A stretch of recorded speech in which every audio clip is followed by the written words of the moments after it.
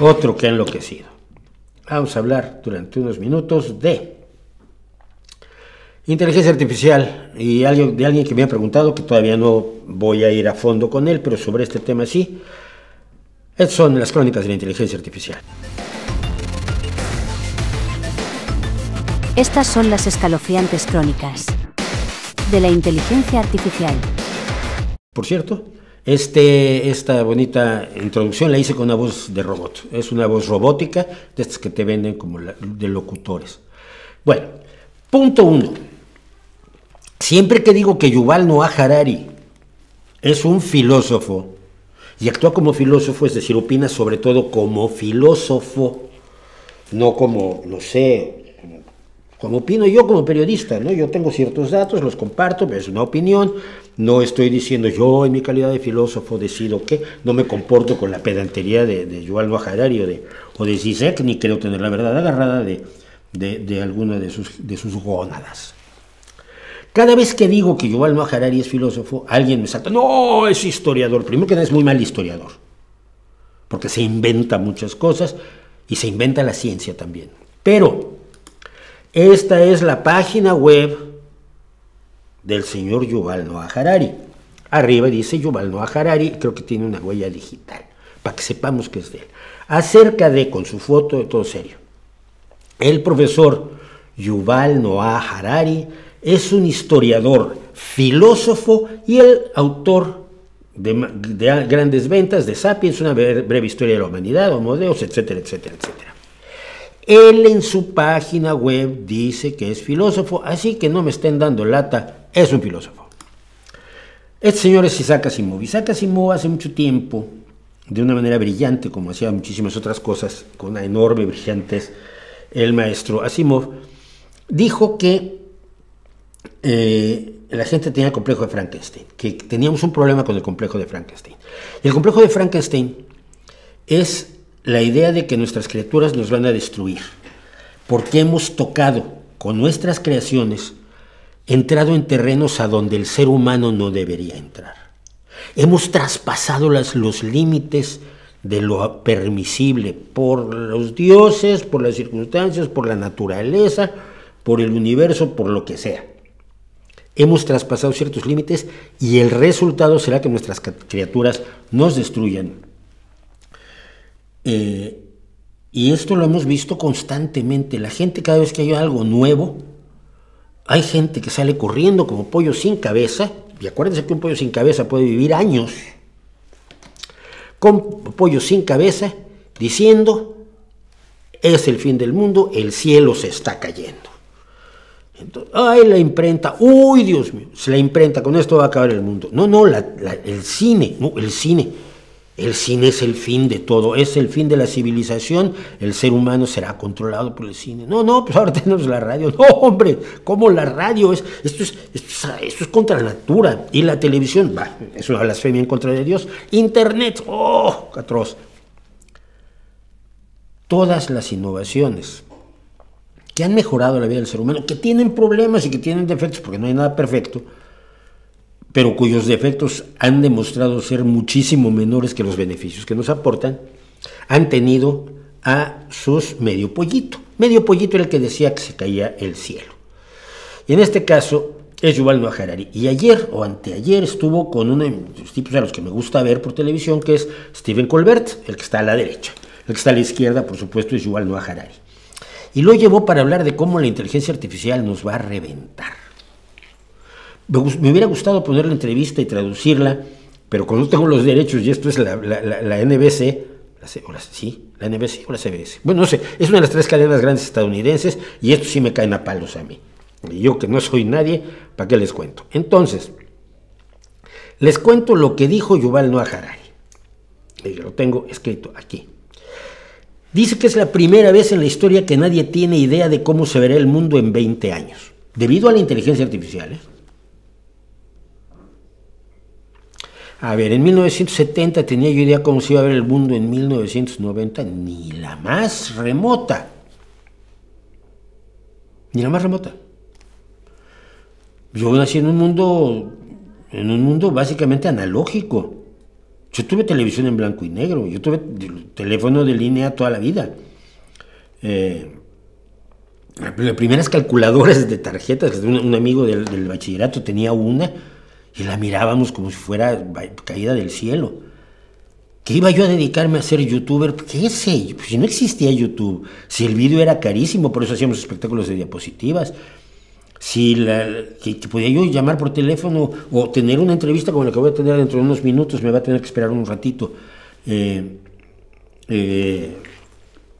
Nuestro querido Martín Bonfil Olivera. Yo tenía el teléfono, las llamadas de teléfono de larga distancia eran carísimas y se hacían por operadora. En 1990 sabía yo lo que venía en 2010, ni de broma.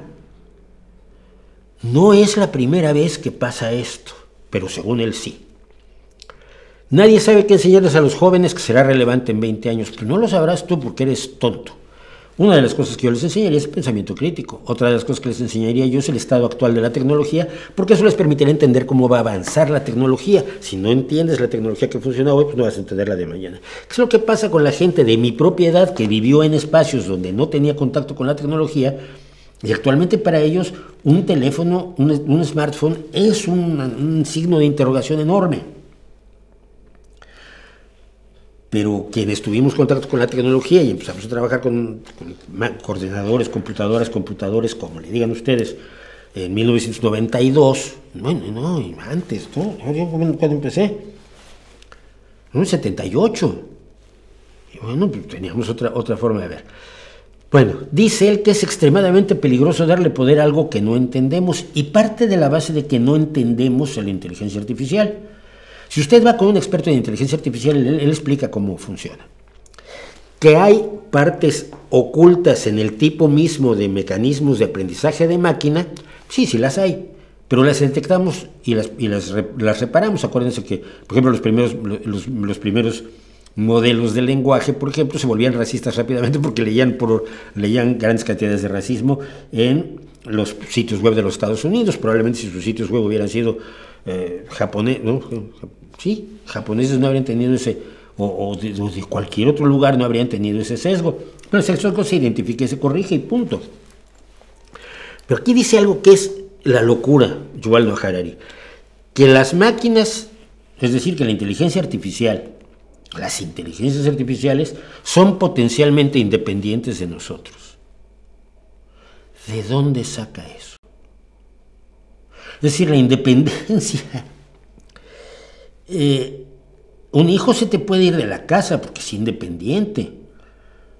Tú te puedes cambiar de país porque eres independiente, de trabajo porque eres independiente, pero eres independiente física y emocionalmente. La inteligencia artificial no tiene emociones, no tiene mentalidad, y además es físicamente esclava. Tiras de la clavija, del enchufe y ya la apagaste. Lo más importante de la inteligencia artificial, dice, es que es la primera tecnología de la historia que puede tomar decisiones por sí misma y puede crear nuevas ideas por sí misma. Decisiones. Cuando le preguntan, ¿de qué hablas? Dice, sí, por ejemplo, decide lo que te va a enseñar en las redes sociales. Si bien ustedes tienen a la derecha, aquí en YouTube, o sea, ¿de qué lado? Para acá, tienen una serie de sugerencias de YouTube que dependen de un algoritmo que se supone que usa inteligencia artificial. ¿Quién tomó la decisión? ¿El que creó el algoritmo o el algoritmo por sí mismo? Y luego le dice a Colbert que generan ideas propias, y le dice, a ver, ¿qué ideas originales se han generado? Hoy no todo el tiempo las generan, como que, por ejemplo, juega mejor Go que los seres humanos. Juega mejor Go que los seres humanos, sí, y desde Deep Blue fue, sí. Tenemos máquinas que juegan ajedrez mejor que los seres humanos. Yo me acuerdo aquella vez en que a Kasparov le gana el programa, no la computadora, sino el programa, sacrificando a la reina, y Kasparov quedó, lo ha contado. Esto era inesperado, no es por el desarrollo que tenía, pero esto fue hace 30 años. Y ahora se asusta porque las computadoras juegan Go. Pues no se enteró de que ya jugaban ajedrez. Y que luego había maquinitas de ajedrez que comprabas y jugabas contra la máquina y te rompía la cara la mayoría de las veces. Pero lo que nunca dijo es qué idea original había producido alguna inteligencia artificial. Dice que nunca hemos encontrado nada así antes. Las tecnologías anteriores copiaban y diseminaban nuestras ideas, dice. Esto puede crear ideas completamente nuevas que no están limitadas por nuestra imaginación. Puede o puede no. Si usted va con los verdaderos expertos, le dicen que no puede. Pero esta tecnología copia y disemina nuestras ideas. De allí los problemas de derechos de autor que está ocurriendo con la izquierda, con la inteligencia artificial, tanto textual como generativa de imágenes, porque no hace otra cosa que tragar y regurgitar lo que ya existe. Su capacidad de pensamiento original es cero y no puede ser de otro modo porque no piensa. Está diseñada para simular pensamiento sin que en realidad lo haya. Las reglas que hacen que ponga una palabra después de la otra no tienen nada que ver con la forma en que pensamos los seres humanos.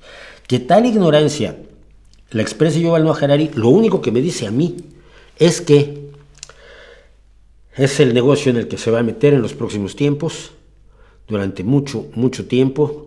Yuval Noah Harari se va a dedicar a vendernos el miedo a la inteligencia artificial para seguir vendiendo libros, que es de lo que vive.